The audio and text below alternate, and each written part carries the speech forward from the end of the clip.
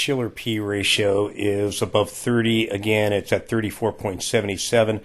This is the sixth time we've been above 30. Every time you've been above 30, you've had a major crash. 1929, the bursting of the tech bubble, 2018, 2020, 2022, and here we are again. This one is likely going to be a topping process like in 29 or at the top with the tech bubble. High valuations tell us that the Shiller P ratio, market is overvalued. Fair value is 15. Below value, undervalued, is to the 10 to 5 level with the Shiller P ratio. People run around telling us there's no bubble. The market's not overvalued. It's a bunch of poppycock. Again, the Shiller P ratio is likely going to diverge with the S&P 500, which is probably going to go up and hit the trend line you'll see in this video. It's just directly overhead. NASDAQ's already hit the monthly trend line. The Dow's hit it. Likely see the S&P hit it. Join the club and the market will complete the top. Again, another market valuation is the Buffett indicator, Warren Buffett's favorite indicator, which is market cap to GDP. And this thing is at nearly 200%, yet again, 200% over here on this side, the left side over here. This is the S&P price over here. The S&P is in red. The Buffett indicator is in blue. And again, this is telling us the market is extremely overvalued. Why do you think Warren Buffett's hoarding so much cash? Historical levels for him to be hoarding there. The market's in a bubble, and he knows it. He knows it based on this indicator. We reached the 200% level here, and we saw the 2022% or the 2022 sell-off. It dropped 37.5%. S&P dropped 27.5%. That's a bear market. The people that told us it was never going to happen. That's a bear market. It's over. Had to cop there. Poppycock. Dropped more than 20%. We dropped more than 20% in 2020. We dropped for 3.5 weeks. We dropped 35% on the S&P 500. Was that the shortest bear market in history? No, it wasn't a bear market. It was a major corrective move in the longer-term bull market. The Fed has blown the bubble so big. When we drop below the 50-month moving average, then you're going to have the bear market. We didn't do that 2022. We didn't drop below the 200-week moving average in 2022. Bounced off those levels. It has blown the bubble so big. And again, this shows you that the valuations are at extreme. The 200% here with the blue, the Buffett indicator in blue at 200%, and just under it right here with our recent highs on the S&P 500. Again, S&P in red when we reached 150%, had a bear market. Then we had a bull market, back above 100%, then you had another bear market. And again, 13 years of going nowhere, and you're probably going to see something similar to that, where you have a couple bear markets in the next decade, the next 10 years. Probably witnessing highs that we're not going to see for a very, very long time. Whatever highs are made, I believe NASDAQ has already peaked. The S&P goes up a little bit higher and then peaks. You'll see the trend line I'm watching in the monthly time frame if you watch this video all the way through. This is telling you the market is just so, the Buffett indicator here being at the 200% level yet again. The market is extremely overvalued. There's going to be a great reset. You're going to have a bear market. Oh no, AI. No, the Fed won't let it happen and needs a recession to fix the inflation problem. I'm just telling you, the valuations are telling you and me next decade returns are going to be extremely low or negative. That's what these valuations are telling us. We peaked in 2000. We went nowhere for 13 years. Had a bear market, a bull market, another bear market, and then finally, 13 years later, you started moving to new highs. Long periods of drawdowns. Likely what we're about to witness once we complete the topping process. No, that's not possible. A lot of people have never seen a bear market. We've just had the longest bull market in history because the Fed has blown the bubble, meddling with the market so much. It'd be a great reset. Have a bear market, followed by another bull market, another bear market that's even going to be uglier as we move towards the end of the 2020s on into the early 2030s. Probably going to be associated with the bursting of the debt, the debt bomb blowing up. Just trying to say, it is extremely overvalued. And the Fed's meddling with the markets has created this massive bubble It's about to pop, and again, be a great price to be paid. Watch this video all the way through. You'll see the trend lines, long-term trend lines. We're going to likely mark this as a top. We've already seen it with the Dow and the NASDAQ. The S&P is probably next. Watch the video all the way through. I'm just going to show you more of my intraday charts, but I want to show you these long-term charts again, slamming up into these levels right now. Just quickly, I think that we'll probably see the signals try to turn back to bullish at some point next week, form a bottom and then turn back to bullish with the Fed, one or the other. Historically, we've gotten a rally rounding the Fed pivot. I think that's going to be the case here. And again, I think S&P is probably going to go make a new high. NASDAQ will go back and fill the gap as I've talked about. Here's NASDAQ's 4-hour chart. And again, talk more about these charts early, these intraday charts on today. They're still all bearish. My signals turned back to bearish with NASDAQ a week and a half ago, and then on S&P at the beginning of this short trading week I talked about. I'll show you why a top is likely forming. People are just in such denial, even possible. Said again, I believe a topping process is forming. Watch the video all the way through and you'll see these trend lines, major trend lines I'm looking at. Decide for yourself what you think about them. Support the channel with the link directly below that allows me to be able to provide you this information. If you like the chart, you like the information, please support the channel. Take a moment to do that. I would really, really appreciate it. I need to hear from you in order to make it work. Put it all out there for free. I just ask that you do what you can to help out. Again, the money made on YouTube is through sponsors. I don't want to do that. I'd rather just have a direct relationship with you. So please let me know that you want this information, you like this information, by supporting the channel today. If you could do that at this time, it would be very much appreciated. Thank you. Well, I just want to take a moment to review some of these trend lines with you that I continue to monitor. One reason why I think we're forming a major top that will again, we're in a topping process that will eventually usher in a bear market. The topping process takes its time. Here's the Dow monthly chart. And again, I continue to point out this 125-year trend line right here. We turned off of it there 2000, 2022, and now here we are at it in 2024. 5 sessions ago, I told you, witnessing the Dow peaking again to get the big sell-off there the following week, short trading week. But last Thursday, Friday, I was talking about the Dow, I should say the previous Thursday, Friday. I think the Dow is topping. I think there's a possibility it topped 5 sessions ago, the week just before our short trading week. But this is the 125-year trend line I continue to talk about. Again, NASDAQ and S&P have their own trend lines. P's just under it. NASDAQ already reversed off of it. And it's likely that these trend lines that have marked other major tops are going to mark another one. The odds of clearing the trend line and let's just keep going, parabolic, is very unlikely. The most probable outcome is that we get another reaction off this level. And as we're hitting it again, we're forming major negative divergences.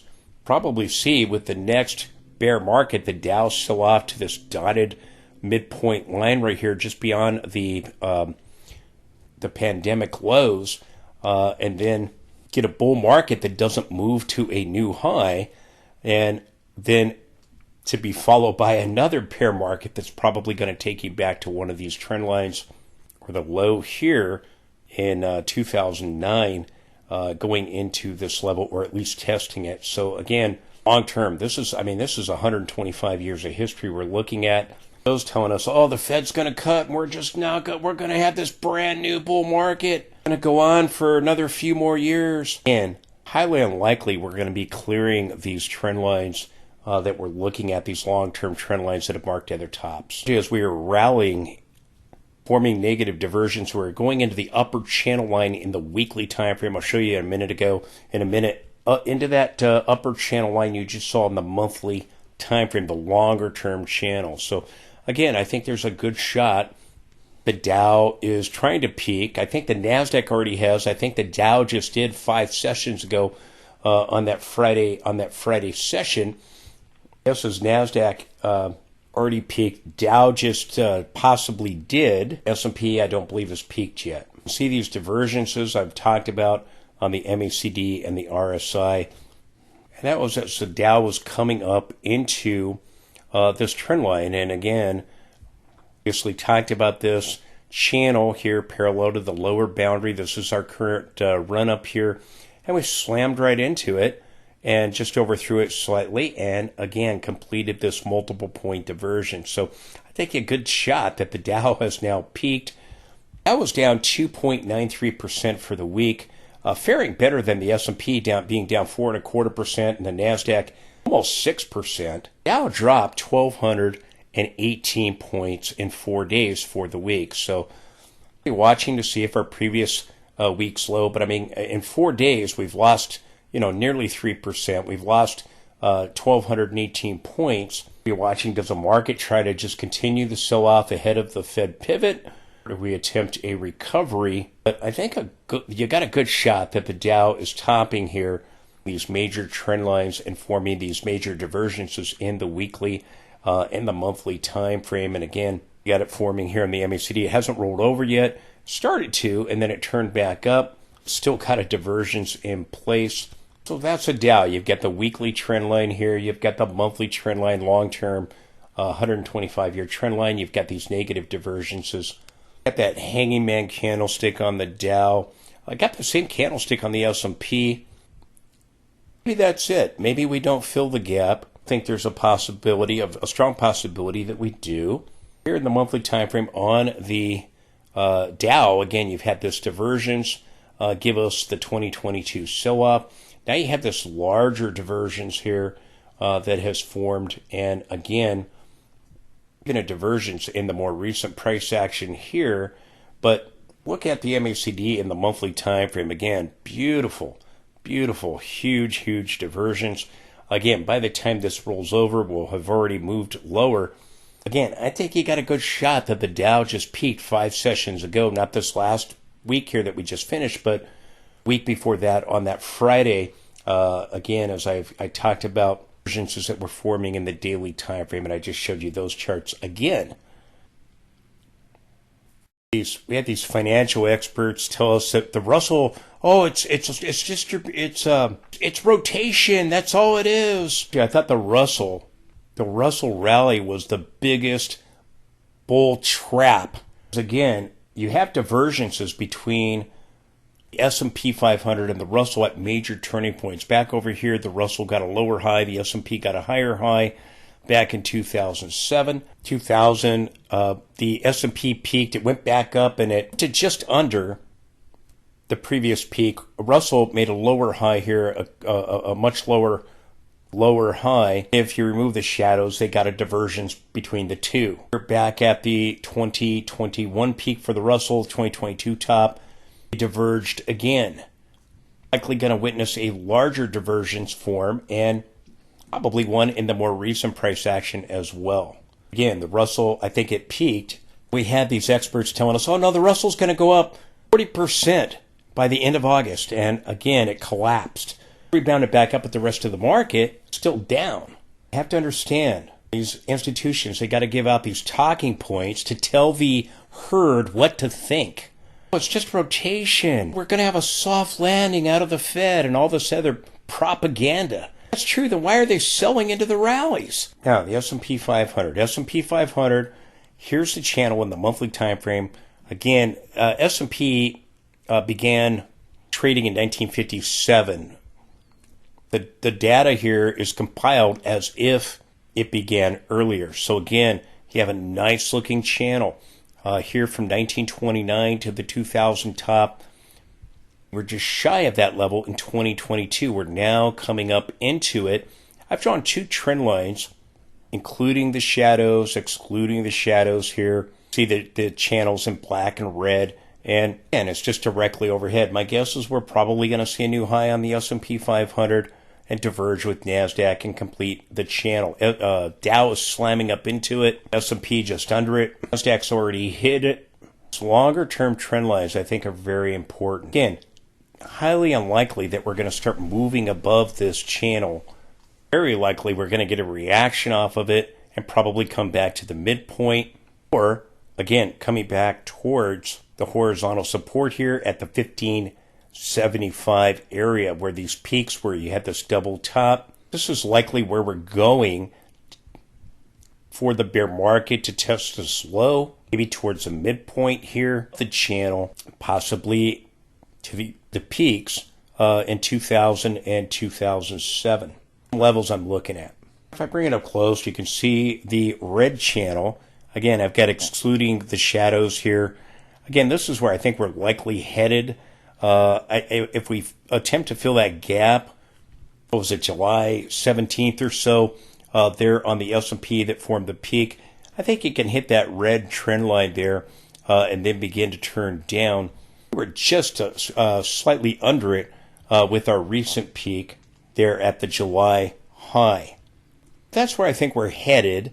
Historically, we've had the rally with the Fed pivot, so I think we're going to get, the institutions are selling ahead of the Fed pivot, and then we'll get this big rally. The illusion that now the bull market's going to go, baby. We'll see this rally, and then market will complete the topping process. So this is where I think we're going to top out. I want to show you these trend lines because, again, about them at great length and detail. Haven't had a chance to show you them in a little while, but I try to show them to you around once a month to show you what I'm looking at and why I think what I think. Highly unlikely. We're just going to keep clearing these trend lines and keep going. And my trend line, the blue trend line here, moved on me. But again, this is where we could be headed. I think we're either going to test this low or test these highs, one or the other, with the next bear market. S&P monthly chart. Now, at the January 2022 top, I talked about this channel a lot and how we were slamming up into it. Ended up forming a divergence right into that trend line. We talked about this at great length and detail back in 2022 there. It ended up taking us back to the 200-week moving average here in the weekly time frame. We bounced. Now we're coming up into the trend line for the longer term. This channel is the 2009 low and the highs there in 2010 and 11.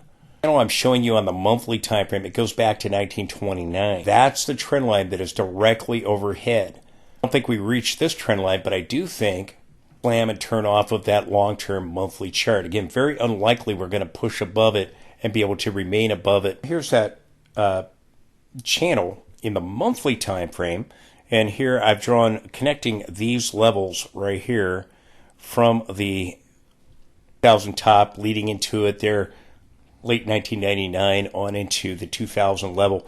Again, these levels are pointing straight up and directly overhead. So I think we're going to still go make a new high. It's my guess. And I think that we're going to pop and reverse hard.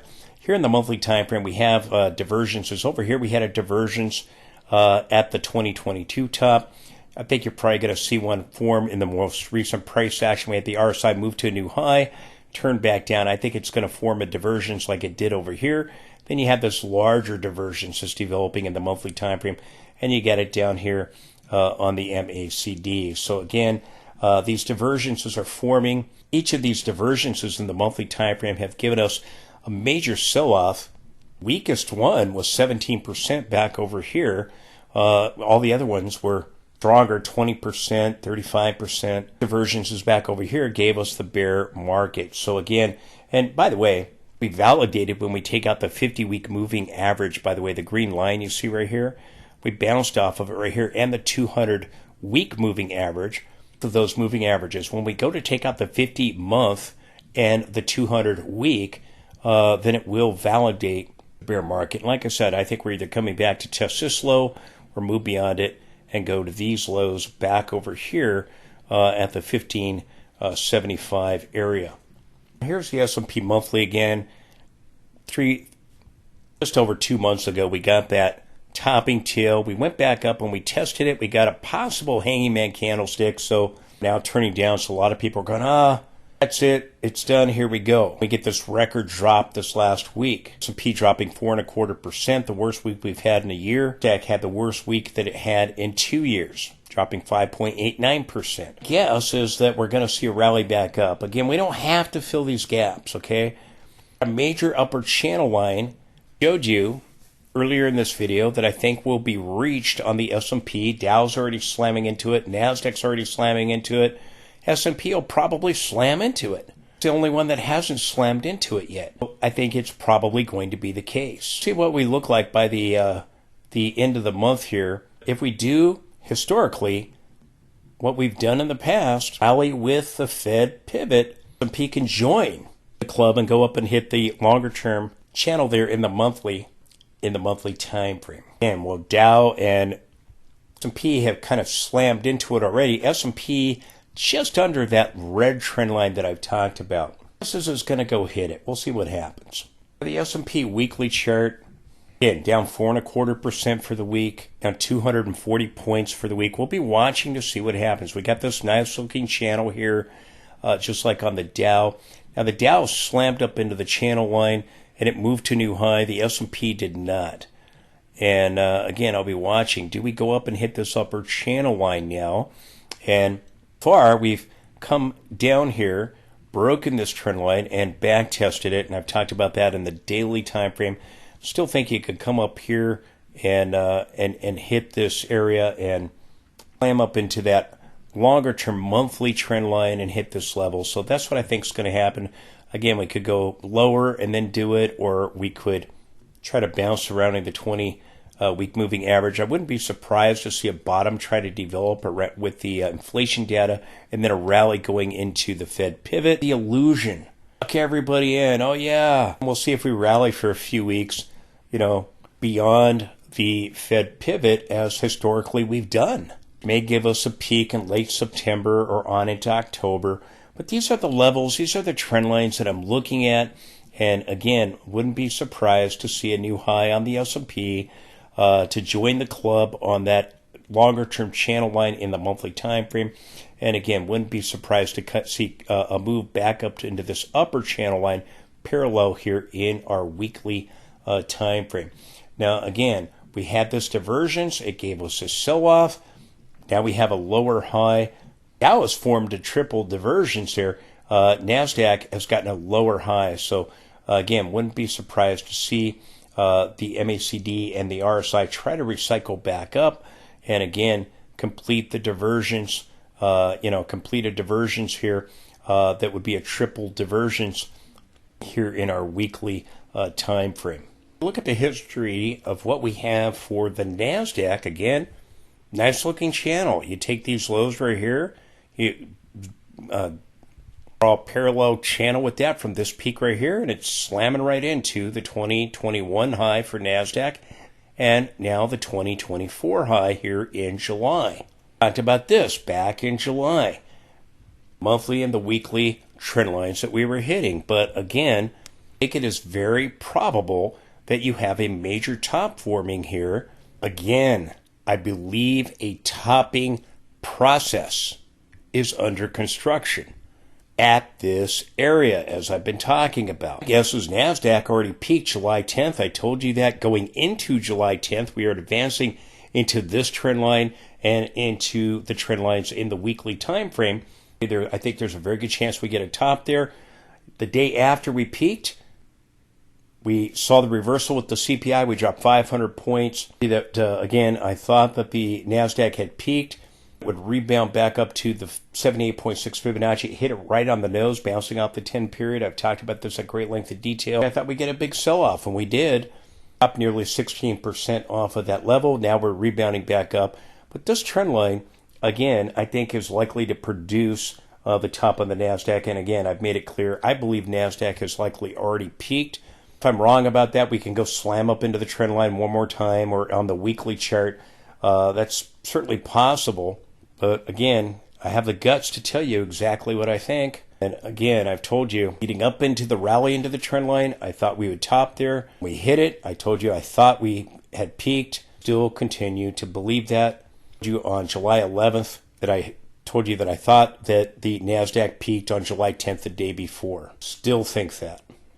NASDAQ monthly chart here. So we're hitting this trend line. And again, I talked about these trend lines as we're rallying up into them on lighter volume surrounding the July 4th holiday.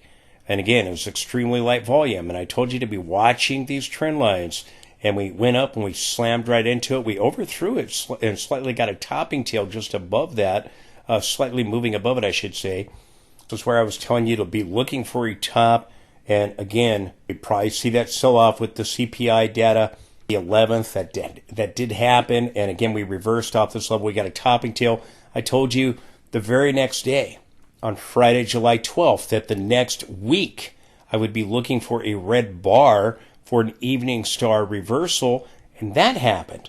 So again, it played out exactly as I thought, reversing off of this channel here from the pandemic low there in 2020, connecting it to the 2022 low, and then that was the November top in 2021, and again, a perfectly parallel channel. So I believe NASDAQ topped on July 10th, as I talked about going into that rally, looking for a peak there in early July, and then right after, and when it happened, and right after it happened. But that went into my thinking. Let me just say, most people make predictions after a move has already been made. Most people don't have the courage to tell you exactly what they think, and I told you exactly what I think right there. I'm telling you right now, I think NASDAQ's peaked. I still think S&P's probably going to make a new high. I think you got a pretty good shot that the Dow is peaking. And I told you that before this last week's sell-off the previous week, which basing it on those trend lines that I was talking about. Here we had the intersection of this trend line and this trend line. I told you it was highly likely that sellers were going to pounce on this thing. Now, we sold off. We've seen a rally back up, and now we're seeing a push back down. NASDAQ just had the biggest sell-off, the largest percentage drop in 2 years. S&P in 1 year. For the week, S&P lost 1,153 points, dropped 5.89%. So we've had the biggest drop. Again, still think you got a good shot that we're going to go back and fill the gap. Historically, when you've gotten the Fed pivot, you've gotten a rally.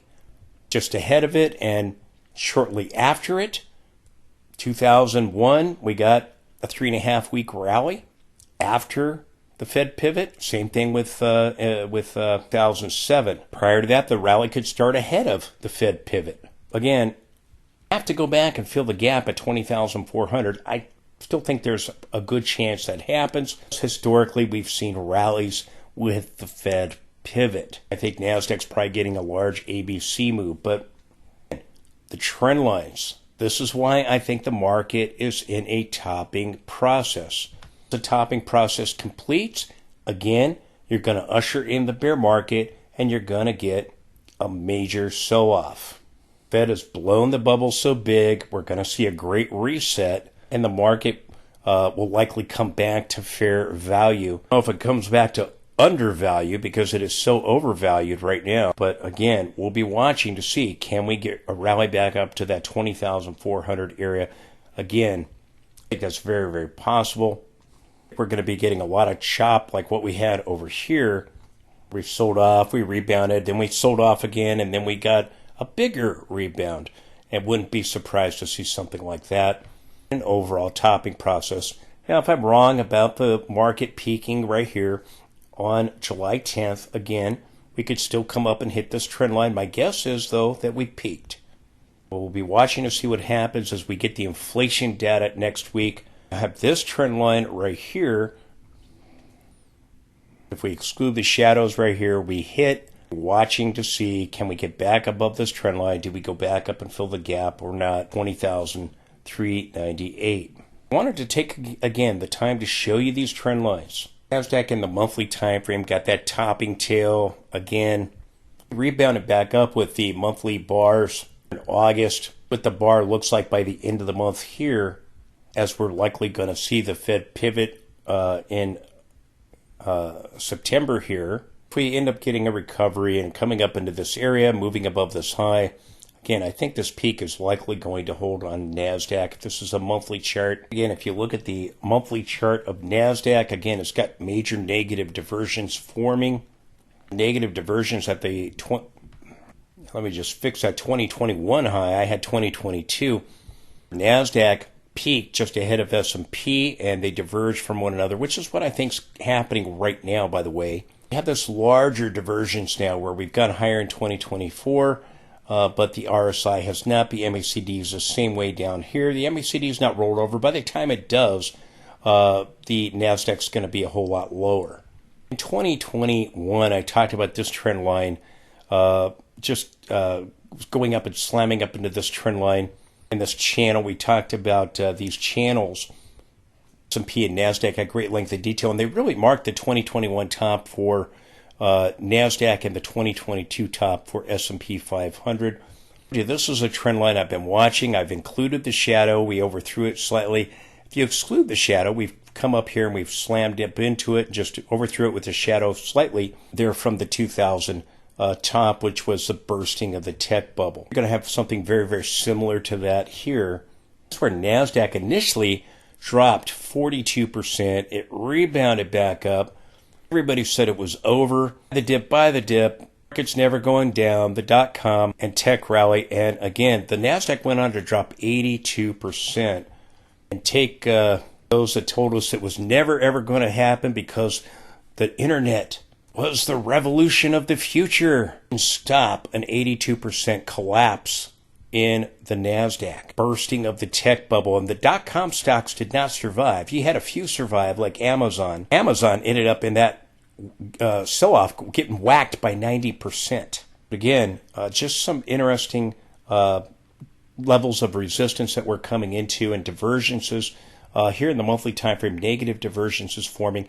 Again, I think that completing a top here. I think that, again, we're market begin to price in a recession. You got the same folks doing the same thing. Oh, AI. You know, we're seeing a tech sell-off again. We saw it this week. If we're moving into this new bull market that's going to last until 2027, the Fed's going to pivot and we're just going to see the market go next 2 years, 2025, 2026, on into 2027 there. Just over 2 years, as so many people are saying, basing that on 2020 and 2021. Why are the institutions selling? Absolutely incredible. If I just bring up the daily chart, again, I want to continue to point out, I told you over here, we're going to start seeing distribution, and we did. Okay, and then the institutions let it get run back up, and they sold some more.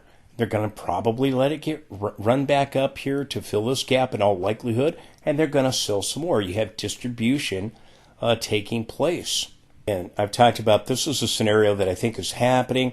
Again, if I'm wrong about this being the top, we go up and we hit that trend line one more time, it would be just above this level. My guess is that's not going to happen. My guess is that we're going to see S&P probably attempt to make a new high.